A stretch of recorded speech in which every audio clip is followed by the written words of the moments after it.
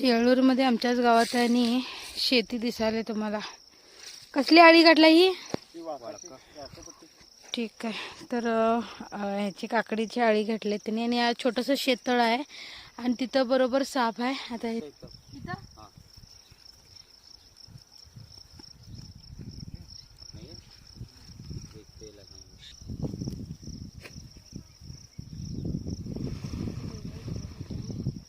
कुठला नाग आहे, कुठला दुसरा आहे?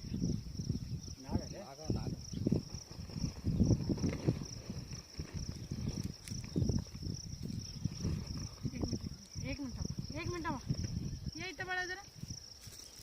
लवकर ये. इथं साप आहे आणि तो धामून जातीचा साप आहे मित्रांनो. इथं ये, व्यवस्थित घे. इकडे गेला.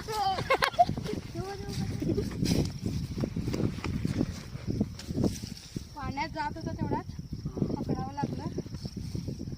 धामण आहे मित्रांनो, चावालाय तो फार. खाल्लेला गेला. चावतंय फार. तर बेडूक त्यांना खाल्लेलं होतं. छोटंसं शेततळ आहे मित्रांनो आणि त्याच्यामध्ये तो साप होता. तर हळू पळाला आणि अचानक पाण्यात जायच्या अगोदरच मी त्याला पकडले. शेतामध्ये असे साप राहायला पाहिजेत.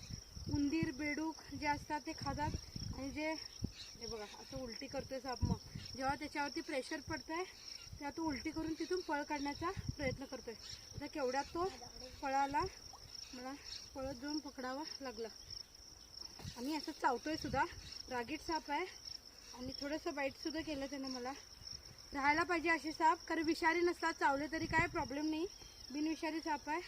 पण भीतीमुळे हा साप असा मोठा दिसल्यामुळे घाबरतात लोकांनी. घाबरून मग मारण्याचा प्रकार होतो किंवा मग पकडावं लागतं त्यांना. पकडायची काहीच गरज नाही आहे. नाहीतर शेतातले साप एकदम असे हट्टे खट्टेनी जाडजूड असतात. ठीक आहे, याला पॅक करूया. अटॅकर आलाय साप. व्हिडिओ आवडला तर जरूर लाईक करा, शेअर करा, कमेंट करा. धन्यवाद. आत्ताच या शेततळ्याकडे साप पकडला. ही लहान मुलं सुद्धा आहेत बघू शकता. आणि ह्या सापानं बेडूक खाल्लं होतं आणि त्यानं ते उलटी सुद्धा केलं. आणि बघू शकता बेडूक अजूनही जिवंत आहे. हे बघा, बेडूक जिवंत आहे. आता तो फार मोठा बेडूक आहे आणि जिवंत आहे. म्हणजे सापाच्या पोटात जाऊन सुद्धा त्याचा अजून जीव आहे. म्हणजे बघू